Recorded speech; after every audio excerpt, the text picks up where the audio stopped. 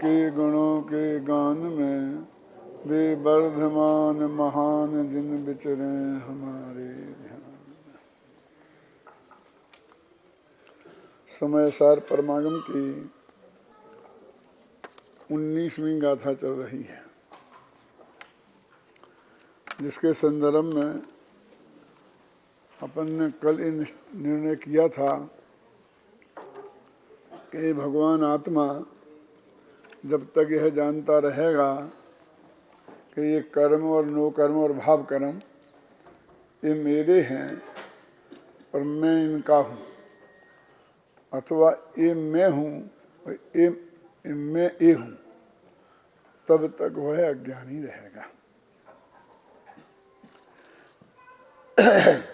तो इसमें दो बातें कही थी और साथ में अपन ने 75वीं गाथा के संदर्भ में ज्ञानी के स्वरूप पर विचार किया था कि कर्म के परिणाम को और नो कर्म के परिणाम को जो करता नहीं है मात्र जानता है वो ज्ञानी है।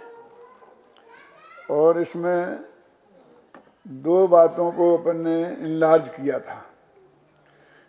एक तो वो लोग जो कहते हैं कर्म करने की प्रेरणा देते हैं और एक कहते हैं कि मुक्ति के मार्ग में उनका भी योगदान है।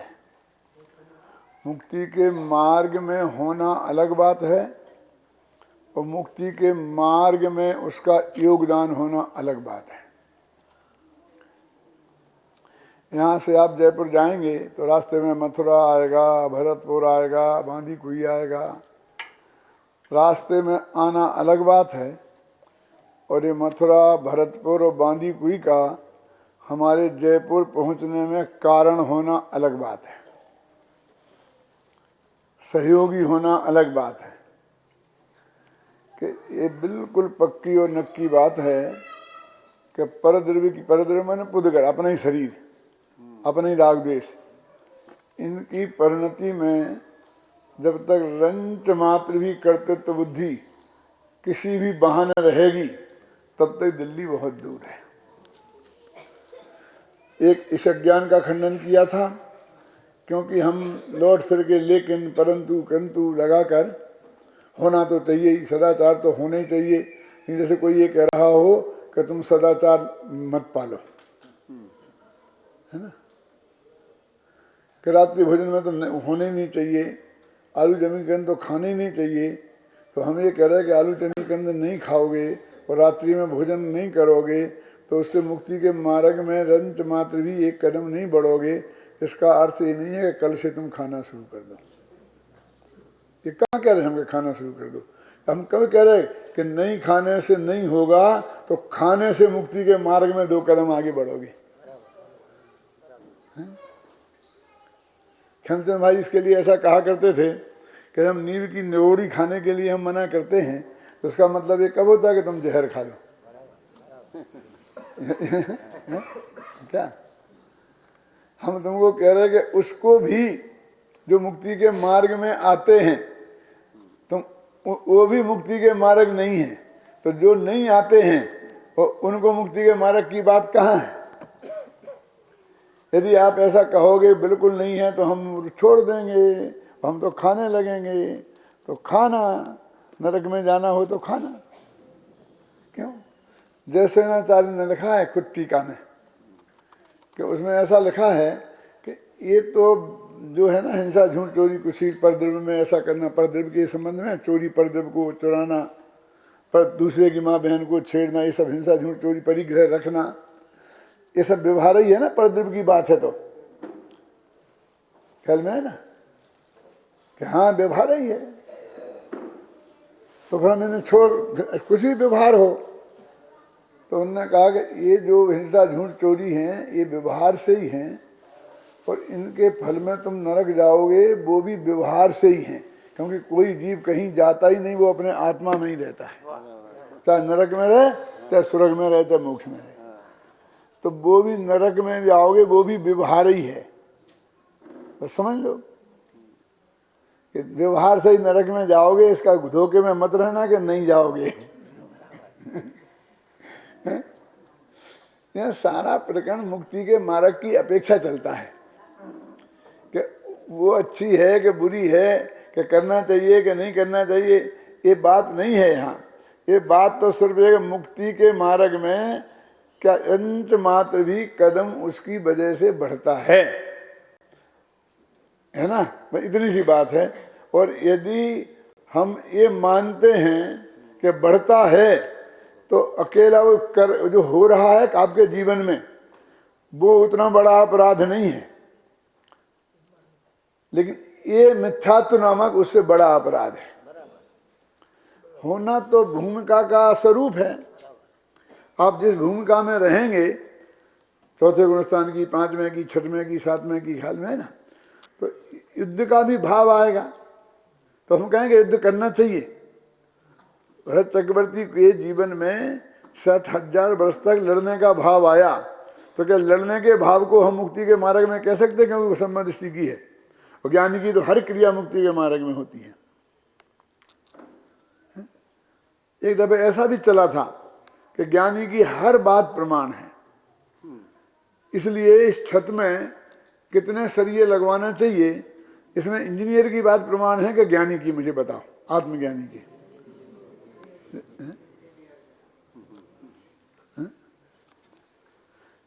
इसलिए कहाँ क्या बनाना चाहिए, कौन सी दवाई, मतलब शुद्ध दवाइयों में कौन सी बीमारी के लिए खाना चाहिए, एक में वैद्य डॉक्टर प्रमाणिक है, इंजीनियर प्रमाणिक है कि वो आत्मज्ञानी प्रमाणिक है। तो सिर्फ आत्मा के मुक्ति के मार्ग की बात है।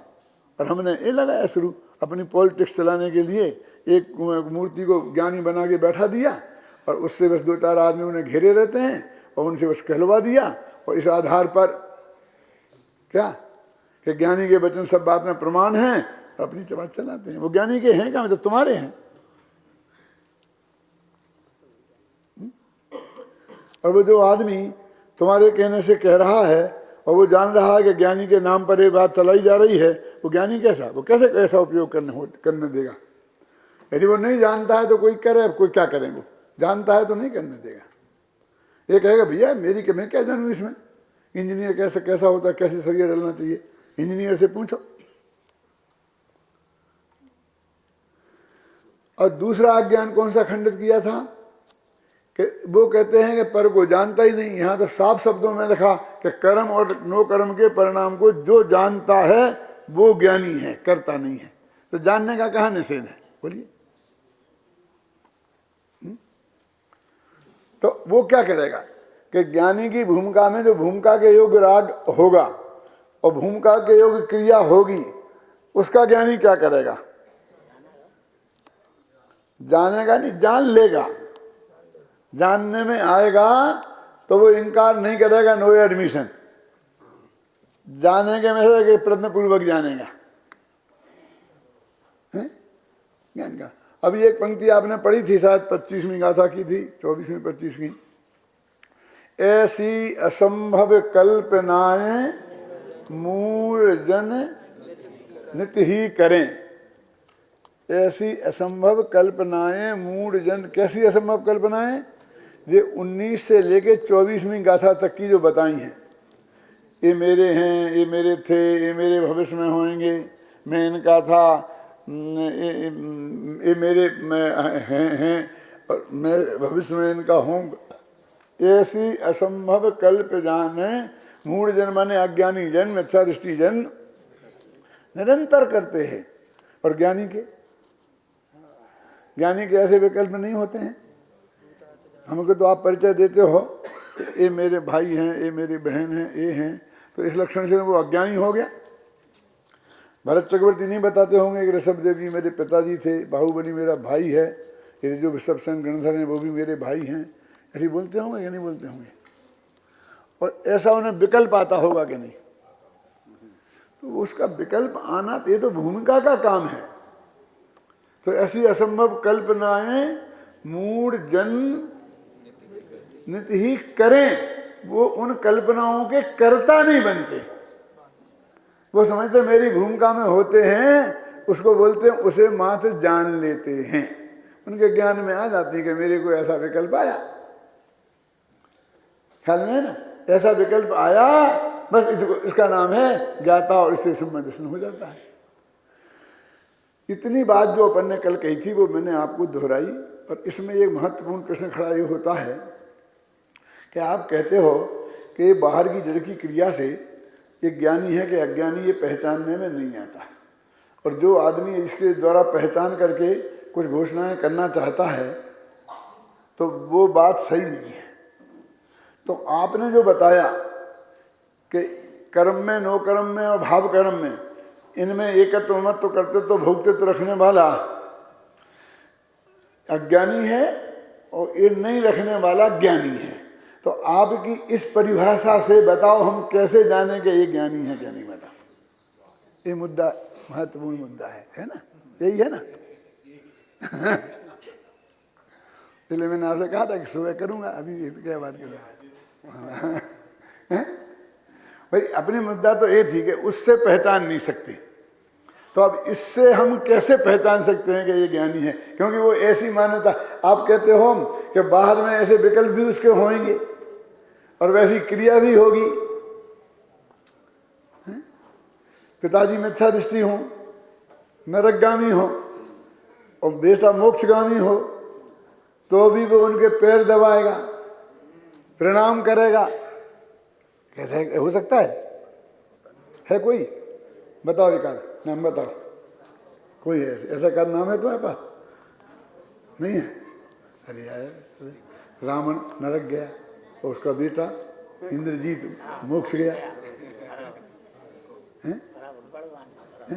क्यों? मारीच का बाप मोक्ष गया और मारीच कितने भरे पड़े हैं, सैकड़ों उदाहरण, थोड़ा सा भी निकाल डालोगे तो, है ना।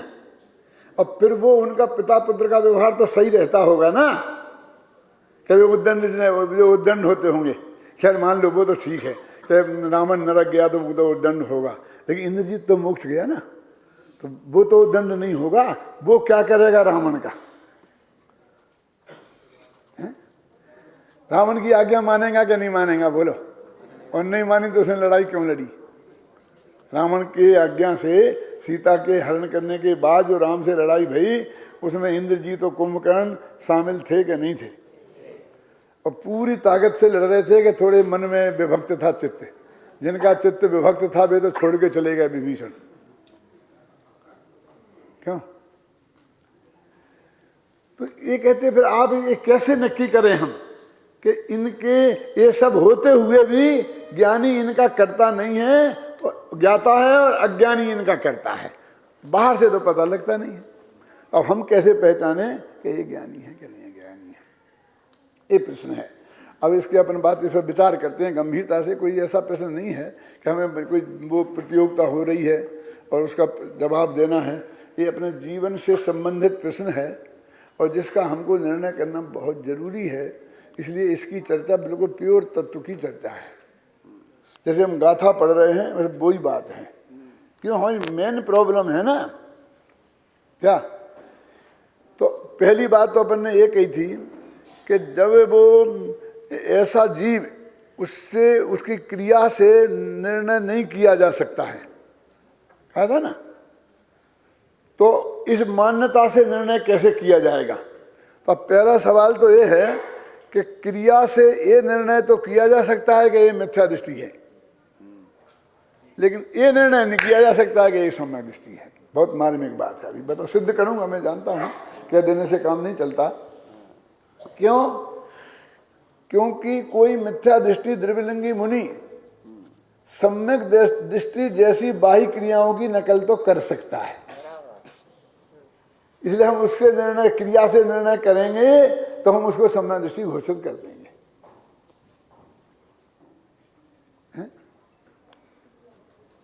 लेकिन ऐसा संभव नहीं है कि जो सम्यक दृष्टि अनुवृत्ति महावृत्ति है, यदि वो अंदर से है सच्चा तो उसकी बाह्य क्रिया उसके अनुकूल ही होगी। चौथे गुणस्थान पर आपको घटित होती नहीं दिखाई दे तो आप छठवें सातवें गुणस्थान में देख लो कि 6वें 7वें गुणस्थान में यदि 3 कषाय के अभाव रूप शुद्ध परिणति है तो नग्न दिगंबर दशा होगी होगी और होगी ही। कपड़ा उसके लिए उपसर्ग हो सकता है, कोई जबरदस्ती डाल दे तो, और उसमें वो रति ना करे तो। कुछ जोर की सर्दी लग रही और किसी ने आगे ऊपर से रजाई डाल दी कि मैं तो नहीं डाली, लेकिन ठीक रहा गया काम से। ऐसा होता है ना, हम सोते होते हैं और ज़्यादा सर्दी पड़ रही हो तो हमारी पत्नी आती है तो ऊपर से पूरी रजाई उड़ा देती है। ऐसा होता कि नहीं, माँ को माँ उड़ा देती है बच्चे को। ऐसा ही क्यों? पति पत्नी को क्यों नहीं उड़ा दे और बच्चा माँ को उड़ा दे? तो मुझे ऐतराज नहीं है, लेकिन ऐसा होता नहीं है। बोला मेरे कहने का मतलब ये है, तो वो उसे अनुकूलता का वेदन तो होता है। यदि मुनि को अनुकूलता का वेदन हो जाए तो वो मुनि नहीं रहे। तो नग्न दिगंबर दशा अनिवार्य है, आपके ख्याल में आ गई ना? तो और द्रव्यलिंगी ऐसा हो सकता है, अंदर में सम्यक तो नहीं हो, तो हम उसकी क्रिया से सम्यक का निर्णय करेंगे तो धोखे में आ जाएंगे। अब आप सुन लो कि ये जो सम्यक दृष्टि महावृत्ति है 3 कषाय के अभाव वाले का, उसमें बाह्य क्रिया गारंट यहाँ इस तरफ से गारंटी है। तो नग्नता से मुनिपने का निर्णय तो सच्चा नहीं किया जा सकता है, लेकिन 3 कषाय के अभाव से नग्न दशा का नियम है। अब वो दिक्कत हो कि अब 3 कषाय हैं कि नहीं है, ये निर्णय कौन करे? क्योंकि वो तो केवल ही भगवान जाने, वो इतनी सूक्ष्म है ना, कारमान बैगना और उनका परिणमन, आप समझे ना? अवधि ज्ञानी भी जान लेता होगा, लेकिन जानेगा नहीं, मुझे कहाँ फुर्सत है। मालूम मन पर ज्ञान होता है, रिद्धियाँ होती हैं मुनिराजों को, और जीवन में पता ही नहीं होता कि मुझे कौन रिद्धि है। विष्णु कुमार की बात आती क्या नहीं आती? उसे क्या रस है? और केवल ज्ञानी को तो रस होने का सवाल ही नहीं है, आपके ज्ञान में तो झलकेंगी। अब हमारी समस्या वहीं की वहीं खड़ी रही कि हम कैसे निर्णय करें कि ये ज्ञानी है क्या अज्ञानी। तो अज्ञानी का निर्णय, अज्ञानियों से आपको बचना है ना, तो अज्ञानियों का निर्णय तो हो ही गया। अब पहला मुद्दा तो शरीर की क्रिया से रहा, अब दूसरा वाणी की क्रिया। मन वचन काया 3 है ना, ये योग की बात कर रहा हूं मैं। अब वाणी से तो कहते हैं वो वाणी से बोले और उसके तत्व के प्रतिपादन में गलती हो तो नक्की कर लेना कि मिथ्या दृष्टि है, इसमें कोई शक नहीं है। तो अज्ञानी नक्की किया जा सकता है मिथ्या दृष्टि, फिर ज्ञानी नहीं किया, क्योंकि अज्ञानी भी बिल्कुल ज्ञानियों जैसी भाषा बोल सकता है।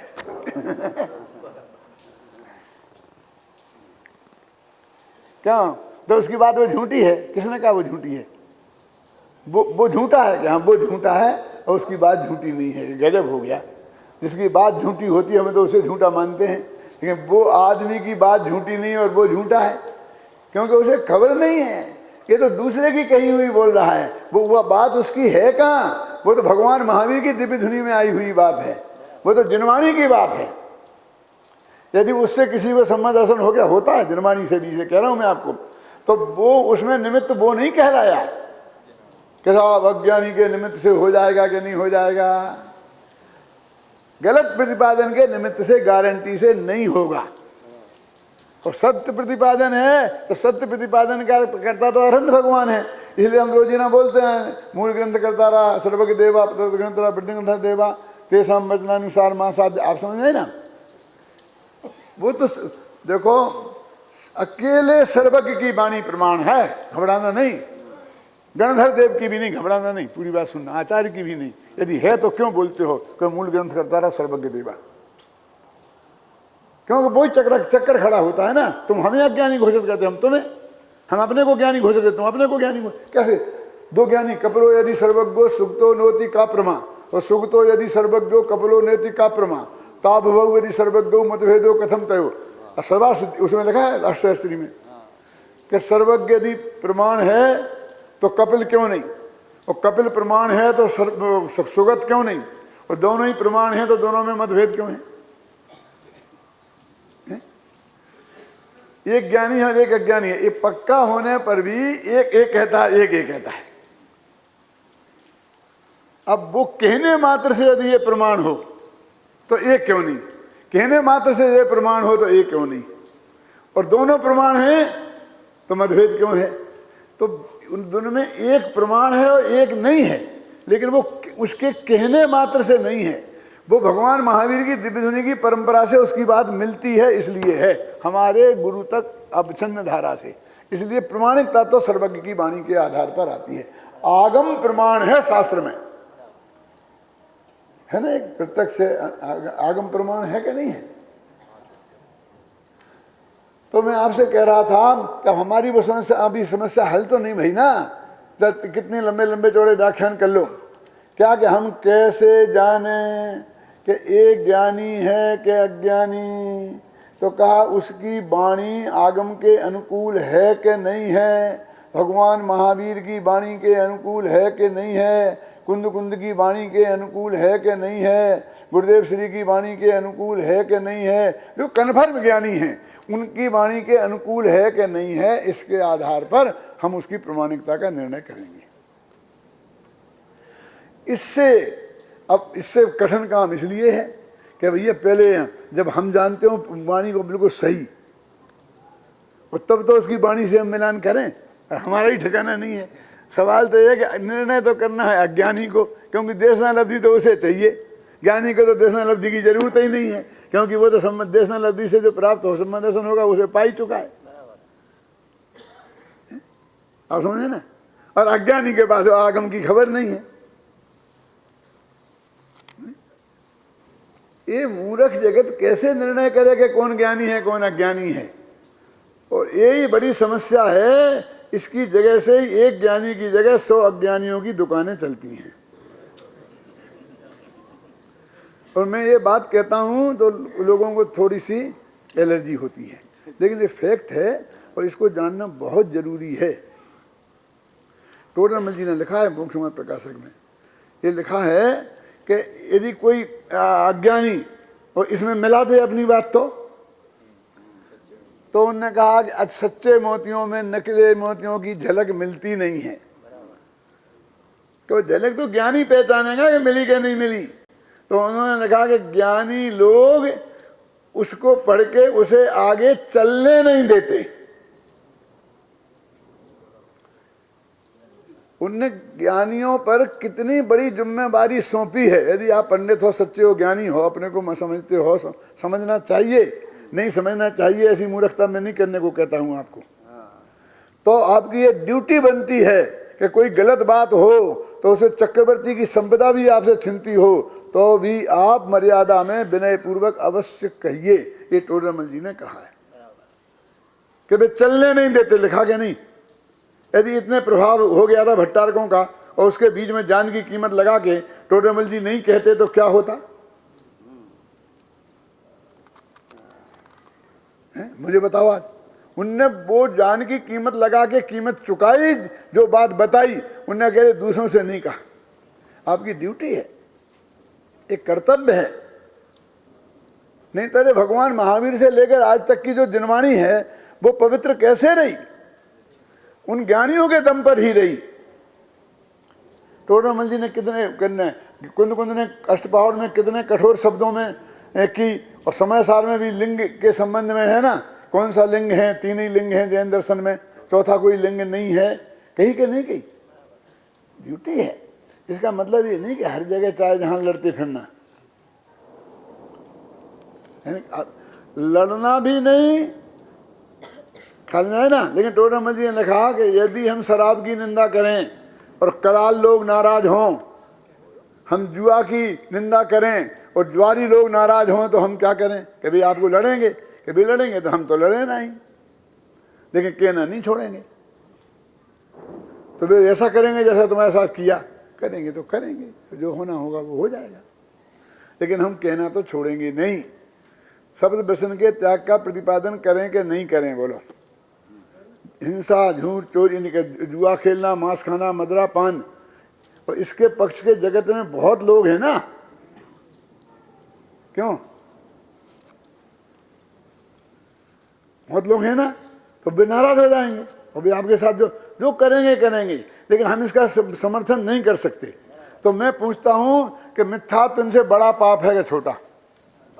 सप्त व्यसनादिक से बड़ा पाप लिखा ना, तो उसका निषेध करना कि नहीं करना, किस कीमत पर?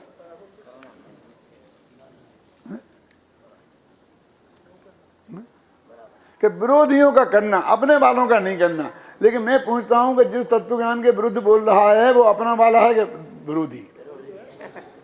तुम्हारे विरोधी का निर्णय काय से होता है? तुम्हारे राग से, तुम्हारी अनुकूलता से, तुम्हारी प्रतिकूलता से काय से होता निर्णय? बोलो। जो तत्व ज्ञान है उसके विरुद्ध प्रतिपादन जो कर रहा है वो विरोधी। और उससे विरोध भाव नहीं रखने का मतलब क्या है? उससे कसाय नहीं रखना, लेकिन वो जो विरुद्ध बात है उसका निषेध नहीं करना, उसका नाम कसाय रखना नहीं है। क्या? वो तो हमारी ड्यूटी है कि सचमुच यदि आपको लगता है, हो सकता है साहब आपकी बात ही झूठी हो, तो कोई दिक्कत नहीं है, हमको निषेध करने दो, वो उसे हमारी बात का निषेध करने दो, तो जगत के सामने दोनों बातें तो रहेंगी। और फिर उसको तो आजादी है सत्य निर्णय की। यदि वो एक ही रह गई गलत बात तो गया काम से। पवन जी एक बहुत मार्मिक बात कहता हूँ, ये सुलेख जैन है ना पृथ्वीचंद के भाई जो अमेरिका में, तो सिंसिनाटी में रहते थे। मैं उनके घर गया तो एक दिगंबर मूर्ति ले गए थे, और दिगंबर मूर्ति अपने घर में उन्होंने रखी थी। तो मुझे साहब बहुत से लोग कहते हैं रखना अच्छा नहीं है, रखना अच्छा नहीं है, ख्याल में ना, लेकिन हम क्या करें? ये मंदिर श्वेतांबरों का है, पूरा उनका कब्जा है, हमारा कुछ चलता नहीं है वहाँ पर, वहाँ रख नहीं सकते हैं, तो हम यहाँ रखें कि नहीं रखें? और इसमें हमें दोष तो नहीं लगेगा, ऐसा तो नहीं होगा, प्रतिष्ठित भी कराएं कि नहीं कराएं, ऐसा सब। मैंने उन्हें जो जवाब दिया यहाँ आपको बताना चाहता हूँ, यहाँ के लोगों को कुछ नापसंद भी आ सकता है, कि बिल्कुल रखो, अपमान नहीं होगा। मैंने सुनो पूरी बात, कि बोले कि वो हमारे साथी ये विरोध करते हैं कि दोनों मूर्तियां हम एक साथ मंदिर में रख देते हैं ना, एक नरेंद्र दिगंबर एक फूल पत्ती वाली, तो हमारे बच्चों के चित्त में पहले ही दिन से जहर भर जाता है। देखो तर्क देखो कि ये दो है, दो चक्कर है, तो जो बैर विरोध का भाव पहले ही दिन से हम बो देते हैं, इसलिए नहीं रखो। मैं कहा बहुत ही बढ़िया तर्क है, इसलिए अकेली एक दिगंबर ही रखो। ये तर्क तो इसके विरुद्ध भी जाता है ना। अब वो तो तुम रख नहीं सकते, 80% 90% लोग तो वो हैं, तो घर में रखो। तो घर में रखने से क्या होगा? तुम्हारा बेटा तो देखेगा कि कोई ऐसा भी होता है, पूछेगा पापा ये क्या चक्कर है नंगे का, मंदिर के भगवान तो नंगे हैं नहीं, तो तुम उसे समझा तो सकोगे, ये दिगंबरत्व जिंदा तो रहेगा। मंदिर में रखवा सकते हो तो रखवा दो, प्रतिष्ठित रखवा दो, अप्रतिष्ठित रखवा दो, 7 दिन पूजा नहीं कर सकते, नहीं करना। कि आप क्या करें? हिंदुस्तान के लिए नहीं कह रहा हूं, क्या मूर्ति प्रतिष्ठित करा के रख लेना और पूजा नहीं करना, मेरा गलत अर्थ नहीं समझना। कि तुम्हें यहाँ दिगंबरत्व को जिंदा रखना है कि नहीं रखना है? बाहुबली की मूर्तियां नंगी हर जगह, घर घर में फोटो लगा दो, लगे तो $1,00,000 की बोली बोल के भी मंदिर में लगा सकते हो तो लगवा दो। क्या ये विकल्प तो खड़ा रहने दो। सारा जगत कुछ भी बोलता हो, अकेले भी आप हो, तो वो चीज को जड़ मूल से खत्म मत होने दो। बीज खत्म हो जाएगा तो फिर वृक्ष बनेगा ही नहीं। चाहे छोटा सा वृक्ष एक कोने में लगा रहे, लेकिन वो आग जलती रहना चाहिए, दीपक जलता रहना चाहिए। दीपक से दीपक जलाया जा सकता है, दीपक बुझा तो काम खत्म, फिर वो नया तीर्थंकर पैदा होगा तब जलेगा दीपक। तीर्थंकर से जलता है दीपक। अब महावीर का शासन काल बोलते हैं ना अपन, तुम जलते हुए दीपक को जलाए रख सकते हो बेटा, नया दीपक तुम नहीं जला सकते। पंचम काल के अंत में जब दीपक बुझ जाएंगे ना, तो छठवें काल में, फिर छठवें काल में, पंचम काल में दीपक नहीं, फिर जो आएगा नया फिर वो जलाएगा, फिर चलेगी परंपरा। अब ख्याल में ना बात। तो इसलिए कहते हैं कि ये बात अब हम क्या करें कि वो प्रमाणिक कैसे हो। तो वो अब असली बात आती है कि एक तरफ तो तुम ये कहते हो, कहाँ है वो पदम पदम, सुनो यहाँ से इधर आ गए, पास में उधर से इधर आ गए, कि पर को जानना नहीं, और दूसरी तब कहते हो कि ये पहचानोगे ये ज्ञानी है अज्ञानी। वो पर में पहचानना कि अपने में। और सबसे बड़ी गजब बात यह है कि जो ये कहते हैं कि पर को आत्मा जानता नहीं है, वे ये कहते हैं कि तुम ज्ञानी और अज्ञानी को पहचानो। हम ज्ञानी हैं और इसका विरोध करने वाले सब अज्ञानी हैं। क्यों? जानने में आ जाते। अब समझ में आई ना? उनको ये चिंता है कि हमें ज्ञानी ना माना जाए, ऐसा ना हो जाए, और किसी दूसरे को ज्ञानी मान लिया जाए, ऐसा ना हो जाए। और यह कहते पर को जानता ही नहीं। अरे भैया, पर को जब जानता ही नहीं है तो ये समस्या ही खत्म कहाँ खड़ी होती है। अब मैं कहता हूं पर को नहीं जानने की बात सुनो कि भैया तुम्हें ये सम्य दृष्टि है कि मिथ्या दृष्टि है, इसे जानने की जरूरत क्या है एक आदमी के लिए? क्यों आपको ये जानने की जरूरत है कि किसके घर में कितने नोट हैं? और आपको कोई बताता है, और नहीं बताने तो आप दुनिया में जिंदा नहीं हो। और मोटा मोटा तो आप जान ही लेते हो, कारें घूम रही हैं तो करोड़पति होगा नहीं होगा, गरीब अमीर, मोटा मोटा तो जान ही लेते हो। और पूरा पक्का तो नहीं जानते ना, क्यों? करोड़ों का कर्जदार होकर के भी मोटर कारों में घूम सकता है, और हम जैसे लोग भी घूम सकते हैं दूसरों की मोटर कार में। क्यों जाने कि हमारी है कि नहीं है? क्यों? तुझे करना क्या है? लाखों कि एक किसकी तिजोरी में कितने नोट हैं, एक करना क्या है? ऐसा रोजीना अखबार में आता है कि अंबानी सबसे ज़्यादा हो गया है, विश्व का श्रेष्ठ, फिर दूसरे दिन मिट जाता है, तीसरे दिन हो जाता है, चौथे दिन। ये क्या ख्याल है? रोजीना उसके घर के जाके नोट गिनते रहते हैं लोग। क्या गिनते रहते हैं? जो शेयर मेयर है ना उसका भाव बढ़ता है ना, वो कितने शेयर उसके पास हैं, वो सब 51% अपने पास रखे, 49% बेचे, तो फटाफट भाव से लगा करके दुनिया वाले बताते रहते हैं। दिन में 6 दफे वो अरबपति होता है, करोड़पति रह जाता है, फिर सबसे बड़ा सबसे छोटा दिन में 6 दफे होता रहता है। क्या है कि तुम्हें दूसरे के ज्ञानी की जरूरत क्या है? अब साहब देखना लब्धि तो वही होती है, ज्ञानी अज्ञानी की पहचान तो होनी चाहिए। फिर तो आप ये कहने लगे तो उतनी पहचान के लायक तो जिन वाणी के अनुसार उसकी वाणी है कि नहीं है, इससे हो जाएगी, जिससे आप समझेंगे ना।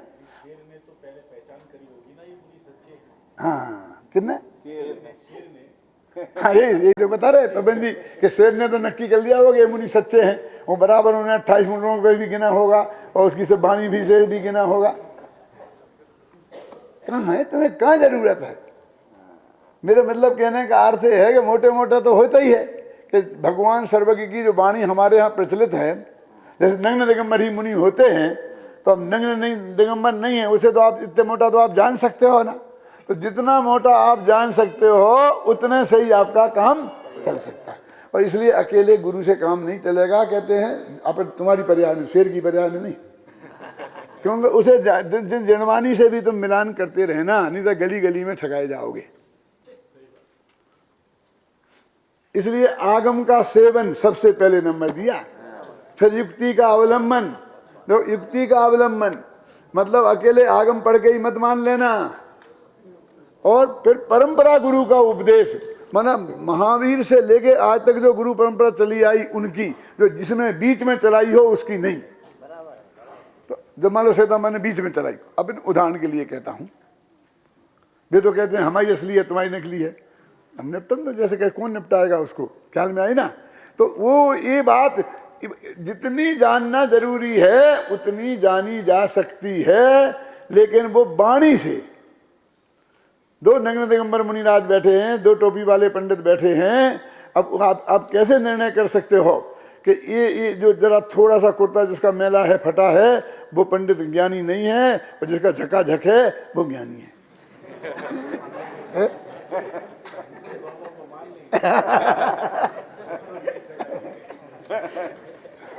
क्या करोगे? मतलब इस बाहर से नाप कैसे करोगे? तो वो बोलेगा तो हम तो अज्ञानी हैं, हम कैसे नाप करें? कि भैया तुम बाजार में जाते हो, कपड़ा खरीदते हो, कपड़े के विशेषज्ञ तो नहीं हो। तुम बाजार में जाते हो, सोना चांदी खरीदते हो, हीरा खरीदते हो, उसकी तुम विशेषज्ञ तो नहीं हो। फिर भी जितनी अकल लगा सकते हो लगाते हो, और फिर खरीद लाते हो, ठगाई भी जाते हो, नहीं भी ठगाए जाते हो। अब ऐसा जोखिम यहाँ भी लेना पड़ेगा। क्या हर बात के विशेषज्ञ तो तुम नहीं बन सकते, तो हम तुमको कुछ वो बता देते हैं सूत्र, और उनको तुम इतने याद रख लेना, दुष्मासम घोषम तो जैसे, बस माँ दुष्मा तो जैसे ही सूत्र, और उससे निर्णय कर लेना। बताए बीतरागता की पोषक ही जिनवाणी कहलाती है, यह है मुक्ति का मार्ग निरंतर हमको जो दिखलाती है। आगे ना बात, अब जिसमें राग का पोषण किया गया हो वो जिनवाणी नहीं है, जो राग को धर्म बताए वो जिनवाणी नहीं है। आगे क्लियर बात क्या नहीं, जब राग को धर्म बताए वो जिनवाणी नहीं है, तो जड़ की क्रिया को धर्म बताए वो जिनवाणी नहीं है। आप समझ गए ना, इतनी बात तो याद रहेगी। क्यों, ये तो पूजा की पंक्ति है, 56 में लिखी थी मैंने, और सब बोलते भी हैं लगभग, इन्हें याद भी है। अब इतने से काम चला सकते हो, आपका काम चल सकता है?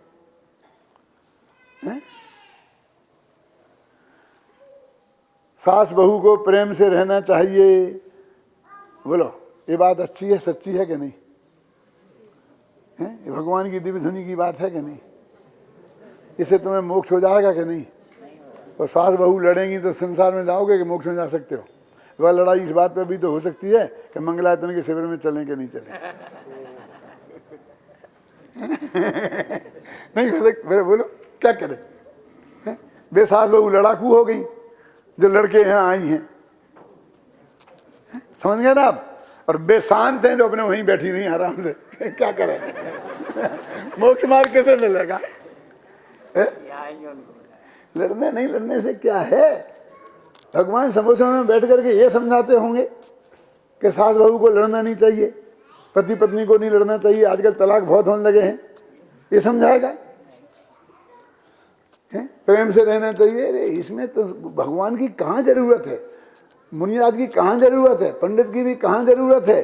सुबह लड़ने वाले पति पत्नी शाम होते होते सब समझौता हो जाता है, और वो समझौता कोई सर्वज्ञ नहीं कराता है, वीतरागता नहीं कराती है, राग भाव कराता है, विषय कसाय का। जो काम विषय कसाय का तीव्र राग करा सकता है, उस काम के लिए तुम सर्वज्ञ भगवान को ड्यूटी पर लगाते हो, चढ़ाते हो।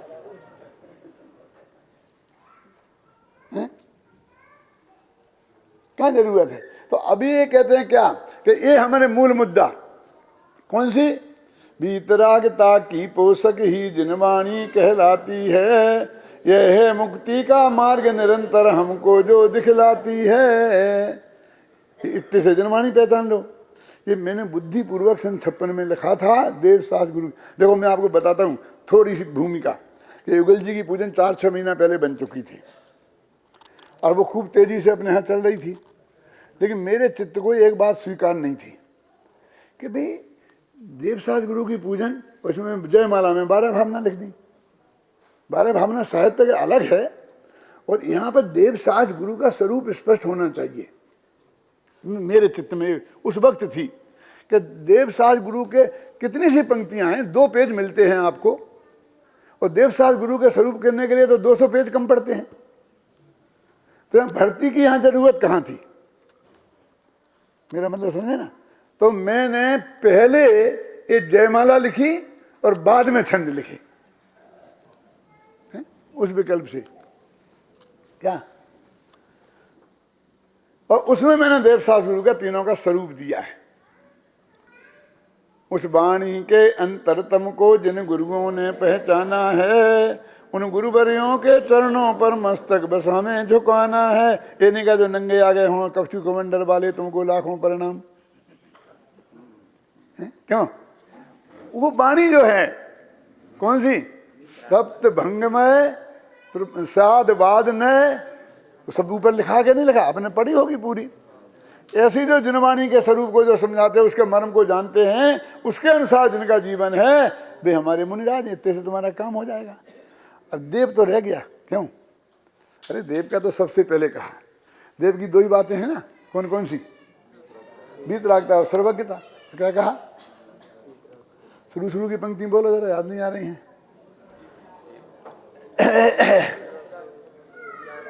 वो आता है ना कि करुणा निधि तुमको समझनाथ, भगवान भरोसे पड़ा रहा। सबसे पहली गलती मेरी ये है कि तुम्हारे भरोसे पड़ा रहा।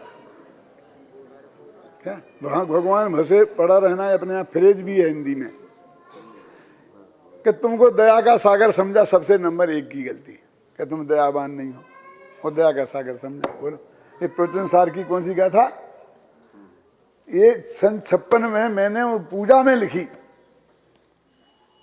करुणानिधि तुमको समझनाथ भगवान भरोसे पड़ा रहा और भरपूर सुखी कर दोगे तुम ऐ सोचे सन्मुख खड़ा रहा। ये गलती है, पर आज समझ में आया है कि और राग भाव में धर्म मानना कितना पर्याप्त है। उस जयमाला में मैंने देवसास गुरु के स्वरूप को स्पष्ट करने की कोशिश की और ना समझ से ना समझ लोगों के लिए वो सूत्र देने की कोशिश की कि तुम इतना भी जान लो और इसके हिसाब से अपने गुरुओं को नाप लेना, खत्म कर लेना। कि बैलगाड़ी में सामान लेके महाराज चल सकते हैं कि नहीं चल सकते हैं? क्या अब तुम समझ लो कि वो वितरागता का पोषक है कि नहीं है? क्यों वो चल सकते हैं कि नहीं चल सकते हैं? किसी से क्या पूछना?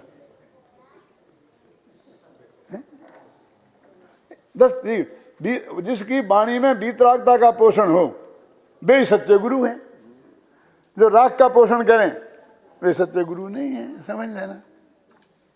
बहुत अच्छा किया, बहुत अच्छा मंदिर बनाया और बनाना, ऐसा करना मेरा आशीर्वाद है, ये राग की पोषक है कि वितरागता की? घबराना नहीं, बिल्कुल। मैं आपसे कहता हूं कि हमने नहीं कराया, ये तो इन लोगों ने किया है। पहले लेते थे महाराज की कृपा से ये सब हो गया, फिर जब हमने ये भाषण देना शुरू किया कि महाराज की इसे करता हो ही नहीं सकते हैं, तो कहते महाराज ने किया थोड़ी है, कराया है। मैंने कहा किया तो सेठ जी ने भी नहीं है, कराया है नौकरों से।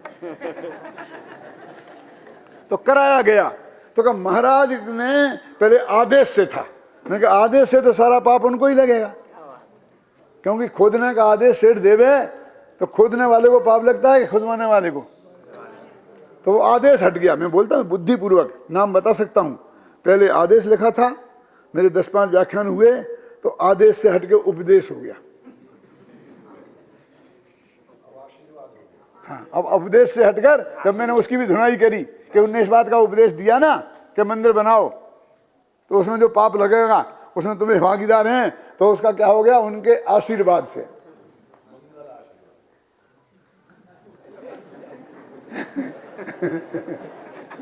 समझ रहे ना? अब आशीर्वाद से भी तब मैं उसे आशीर्वाद की धुनाई शुरू कर दी मैंने। ऐसा मत समझना कि मैं यहाँ बोल रहा हूँ तो वहाँ असर नहीं होता, सब जगह असर होता है। सब जगह लोग जाते हैं, सब जगह कैसेट ले जाते हैं। और ऐसा है पवन जी कि मेरे कैसेटों की बिक्री जब कोई एक आध बाद में ऐसी बोल देता हूँ, अरे 100 गुनी।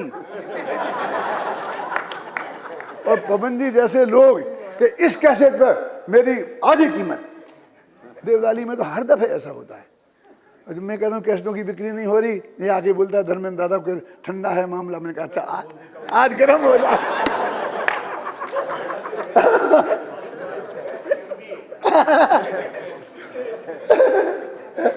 मैंने कहा आज मामला गर्म हो जाएगा।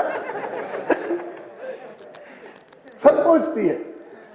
तो मैं ये कह रहा हूं आपसे कि हमको ये जानना है कि जो हमें देशनालब्धि मिलनी है उसमें कहीं चूक ना हो जाए। बस इसके लिए हमें ये जानना है कि ये ज्ञानी है कि नहीं ज्ञानी है, बस खत्म। और तो हमारा कोई प्रयोजन नहीं है, वो चाहे जो कुछ हो। और सर्टिफिकेट देते रहने से कोई फायदा नहीं है, है ना? ये इसी से संदर्भित में एक घटना है जो मैं आपको बताता हूँ, कि नाम लेके बताता हूँ। सुनो पवन जी, शशि भाई जयपुर में आए थे जब हीरालाल जी का हाथ कटा था, और हमारे यहाँ 1-1.5 महीना रहे थे। 1-1.5 महीना रहे थे तो उनको जो भी चित्त में विकल्प खड़ा हो तो उन्होंने हमसे पूछा कि आप गुरुदेव को सम्यक दृष्टि मानते हैं कि नहीं? मैंने कहा इसमें कोई शक की बात है? ऐसा क्यों पूछ रहे आप? मैं जानता हूँ ये कैसेट बनेगा, दुनिया में घूमेगा, वो ज़्यादा बिकेंगे। सुनो कि आप ऐसा क्यों पूछ रहे हो? सुनो, हाँ सुनो, क्या बोले कि क्यों आप पूछते हो ऐसा? बोले नहीं नहीं नहीं नहीं नहीं नहीं नहीं नहीं नहीं नहीं। तो मैंने कहा ऐसा है कि हमको उनका जो भी सुना है हमने और जो भी पढ़ा है उसमें से कहीं भी हमको ये नज़र नहीं आता कि जिससे हम ये निर्णय कर सकें कि वे सम्यक दृष्टि नहीं थे। हमको बराबर ये लगता है कि वे पूरी तरह से सम्यक दृष्टि थे। तो उन्होंने कहा कब से? आप समझ नहीं ना, उन्हें आप कब से सम्यक दृष्टि मानते हो? हैं कंटिन्यूशन में अब समझे क्या कहना चाहते थे? उन्हें तो ये सिद्ध करना था कि स्वामी जी से हम जाकर के ये कह सकें कि डॉक्टर भरल आपको सम्यक दृष्टि नहीं मानते। सुनो बताओ हुआ थोड़ा 2 मिनट लगेंगे लेकिन सुनने लायक, इतिहास भी जानने लायक है। तो उन्होंने कहा कब से? मैंने कहा कोई ऐसा है शास्त्र में कि कितना पुराना सम्यक दर्शन हो चावलों जैसा तो वो ज़्यादा कीमती हो जाता है। हम मान लो आज से ही माने उसमें कि 100 साल से माने उसमें क्या फर्क पड़ता है? क्या जब बहुत पीछे पड़े तो उनको डर तो लगता ही नहीं किसी का। तो हमने बहुत क्लियर शब्दों में कहा जिस दिन से मुँह पत्ती उतार करके उन्होंने फेंकी उस दिन से उन्हें कंटिन्यूशन में सम्यक दर्शन रहा होगा, ये हमारा पक्का विश्वास है। तो पहले जब उन्हें समय सार मिला, मोक्षमार्ग प्रकाशक मिला, उनके चित्त में अद्भुत क्रांति हुई, उस वक्त उत्पन्न हो सकता है। मुँह पट्टी बंधे में भी सम्यक दर्शन हो सकता है, लेकिन फिर बंधे बंधे में रह नहीं सकता, क्योंकि कपड़े उतारते सप्तम गुण स्थान हो सकता है, फिर सप्तम गुण स्थान में जिंदगी भर कपड़े नहीं रह सकते। क्योंकि जब उनको अंदर से भाव तीव्र जगेगा तो वे पहले मुँह पट्टी फेंकने जाएंगे, कपड़ा फेंकने जाएंगे कि वे उसमें जाएंगे अंदर। मेरा मतलब समझे ना, उत्पन्न तो पहले भी हो गया हो तो मुझे कोई ऑब्जेक्शन नहीं है, लेकिन 13 वर्ष तक लगातार मुँह पट्टी बनी रही जो घृत मिथ्यात्व का लक्षण है कि नहीं वो सोचते थे कि लोग विरोध करेंगे, ज़्यादा लोग मेरे साथ जाएं। मैंने कहा ये सारे विकल्प मिथ्यात्व के सूचक हैं। सुनना अभी भी डंके की चोट कहना, उस दिन से मैं मानता हूँ। अब भी बोलो इतना ज़्यादा पुराना सम्यक दर्शन ज़्यादा महत्वपूर्ण होता हो तो अलग बात है। अब मेरा लेकिन वो दिन वो है कि जब मेरा जन्म नहीं हुआ था, तो जब मेरा जन्म नहीं हुआ था उसके पहले से मैं उन्हें सम्यक दृष्टि मानता हूँ। आप समझेंगे ना। अब उनका मामला उन्होंने लेसा लगा गया हाथ से बाजी, कुछ मिला ही नहीं। तो उन्होंने कहा कि आपने अभी ये कहा कि जब से मेरे चित्त में कोई शंका नहीं है, ऐसा कोई कारण नहीं दिखाई देता है कि तब से उन्हें सम्यक दर्शन नहीं रहा होगा।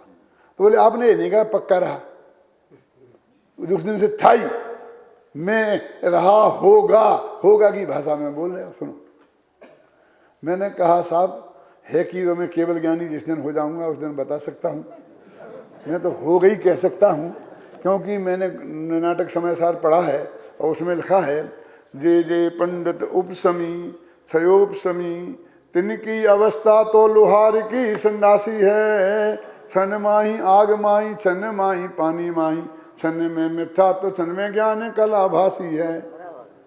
कि जो उपसमी और क्षयोपसम संबंधी लोग हैं, सहायक तो होते नहीं पंचम काल में कोई, उनकी दशा तो लोहार की सन्यासी जैसी है। लोहार की संसी होती है ना, 1 मिनट में आगी में गोपता है वो लोहार, गर्म लोहा निकालने के लिए, और फिर वो गर्म हो जाता है पानी में डाल देता, फिर आगी में, फिर पानी में।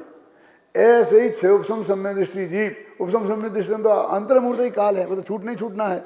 और क्षय उपसम सम्यक दृष्टि का एक क्षण में मिथ्या दृष्टि हो जाता है, एक क्षण में सम्यक दृष्टि। ऐसे जीवन में असंख्य बार सम्यक दृष्टि मिथ्या दृष्टि हो सकता है। हाँ वो बताता हूँ, घबराना नहीं। इसकी उत्कृष्ट स्थिति 66 सागर है, तो 66 सागर भी हो सकती है, लेकिन उनकी कितने वाली है ये तो केवल ही बता सकते हैं। मैं तो ये कह रहा हूँ, मैं कह नहीं सकता, मैं ये नहीं कह रहा हूँ कि हुआ ही होगा उनका गारंटी से, ये मैंने उस दिन भी स्पष्ट किया था। सब मालूम है, अब समझ में आए ना। तो मैंने उनसे कहा कि भाई ये तो केवल ही भगवान जाने, लेकिन हमको कोई ऐसा कोई उनके जीवन की क्रिया, उनके प्रवचन का अंश, उनका जो भी है हमने देखा जाना है, उसमें हमको कोई ऐसी चीज़ दिखाई नहीं देती है कि जिसमें वो मिथ्या दृष्टि रहे। तो उन्होंने जाकर के सोनगढ़ में कह दिया गुरुदेव श्री से कि हाँ ये कह दिए कि डॉक्टर भारल आपको सम्य दृष्टि नहीं मानते। हाँ सुनो, मैं बोल रहा हूँ, मैं जानता हूँ जे बन रहा है, कोई छिपी हुई बात तो है नहीं। अब बे भले ही नहीं हो, उनके भगत तो हैं ना, जो बिल्कुल कदम कदम के साक्षी थे। मेरे भी दोस्त थे कट्टर, उनके भी थे, हमें समझ गए ना। इसलिए फिर मैंने कहा कि क्या अभी जब सोनगढ़ में तो हो हल्ला मच जाता है ना, तो मच जाता है, तो अपने प्रेमी भी वहाँ थे, तो फटाफट खबर आई, ख्याल में आया ना, खबर आई कि हाँ ऐसा ऐसा चल रहा है तेजी से। तो गुरुदेव हमने क्या किया कि जतीश भाई को एक पत्र लिख करके भेजा गुरुदेव के पास कि मैं फला तारीख को आ रहा हूँ, कुछ ऐसी बात चल रही है, तो मैं आपको सब स्पष्ट करूँगा। तो गुरुदेव ने पढ़ के अच्छा एम छे, ठीक है सब चुप रहो, कोई कुछ बात नहीं करेगा, पंडित जी आ रहे हैं 15 दिन बाद, तब सब बात करेंगे। हम गए, हम पहुँचे मेरा सेवा के, क्या पंडित जी बोलो क्या है। तो मैंने बताया कि हमने तो इस छंद का अर्थ बताया था और मैं गारंटी नहीं ले सकता हूँ, आप समझ रहे हैं ना अब क्यों में, और मैंने ये कहा था। कहा ठीक से, सब साफ हो गया 1 मिनट। ऐसे कई आक्रमण झेले हैं हमने गुरुदेव के सामने भी, कोई बाद में कोई नई बातें नहीं हो गई हैं क्या। तो ये सिद्धांत है। हमको ये कहाँ जरूरी है कि हम मुहपत्ति की अवस्था में उनको सम्यदृष्टि घोषित करते फिरें। इसका मतलब है मुहपत्ति वालों को भी सम्यदर्शन हो सकता है और रह सकता है, ऐसा अर्थ होता है उसका। तो गीत में था तो कैसे रहेगा। टोडामल जी के 5वें अध्याय का हम क्या करेंगे है? तो इस दृष्टि से अब हमको कहते देशना लब्धि, भाई हम किसके उपदेश को माने, हमको ये जानना है देशना लब्धि के लिए। अब देशना लब्धि तो वही बोल दिया कि आंखें में फाड़ फाड़ के देखता है, क्यों। तो उसके लिए तो इतना ही जानना पर्याप्त है और उससे ही तेरा काम हो सकता है। उसकी इतनी जांच पड़ताल करने की कि कहाँ जरूरत है।